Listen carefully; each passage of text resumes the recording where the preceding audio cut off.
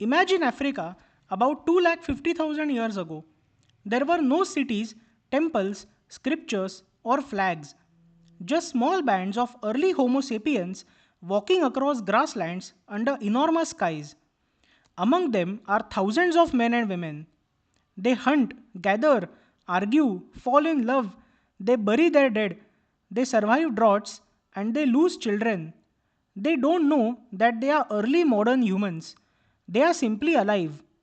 And now comes the strange part.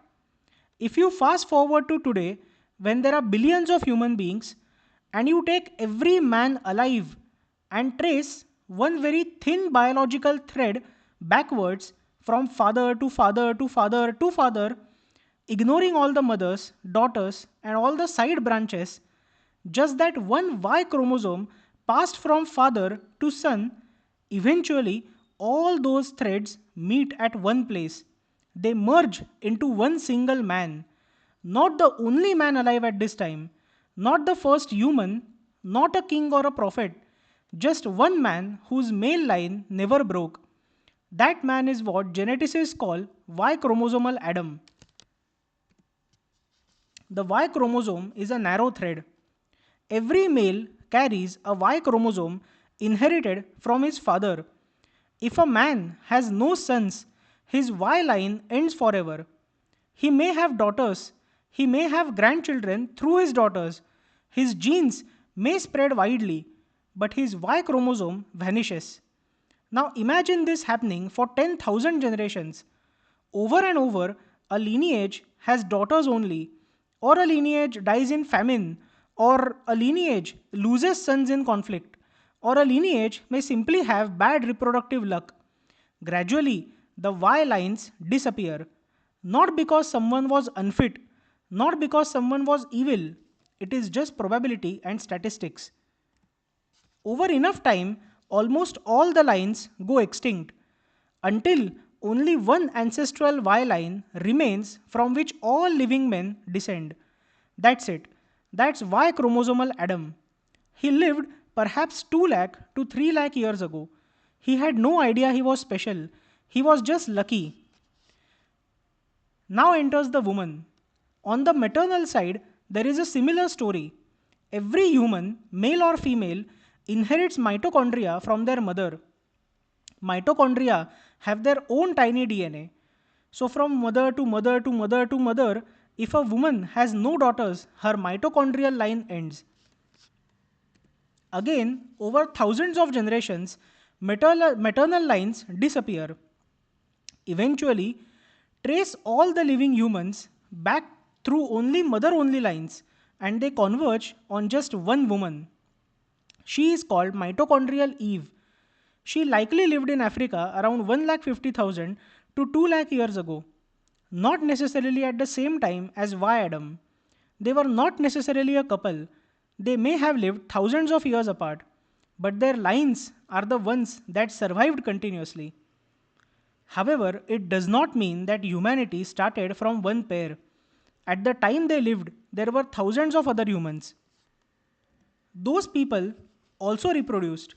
Their genes are still in us, but their specific maternal only or paternal only lines eventually broke somewhere along the way. This is lineage math, not genesis. When our brains hear Adam and Eve and want a garden, we have to tell ourselves that this is an illusion. Genetics gives us a population. Our brains want a story. Genetics gives us probability, and it is colder, but strangely, also more poetic. Picture a forest of trees. Each tree is a male lineage. Every generation, storms randomly knock some down. Not because they are weak, it's just randomness. After 12,000 generations, only a few trees remain. Eventually, just one trunk connects all living branches. That trunk is Y chromosomal Adam, and same for mitochondrial Eve. And here's something even more mind bending. If humanity survives another 2 lakh years, today's Y chromosomal Adam will be someone else because current Y lines will continue disappearing. So, Y Adam or Y chromosomal Adam is not just one person, it is a title. That title keeps moving forward through time, and different people occupy that title. And same with mitochondrial Eve. And these titles, why Adam and mitochondrial Eve, exist in every living species. It's not fixed or dynamic. Different individuals will occupy these titles over millions of years, and not just in human species, but in all species. It is just mathematics. Scientists feel awe when they think about this. When geneticists discovered this pattern in the late 20th century, they did not feel biblical confirmation at all, nor did they feel confirmation of other religions, like the Hindu concept of Manu being the first man. That is not what it is. They felt something quieter. They realized that all living men share a common paternal ancestor, and all living humans share a common maternal ancestor. It's mathematically elegant, not supernatural, but humbling.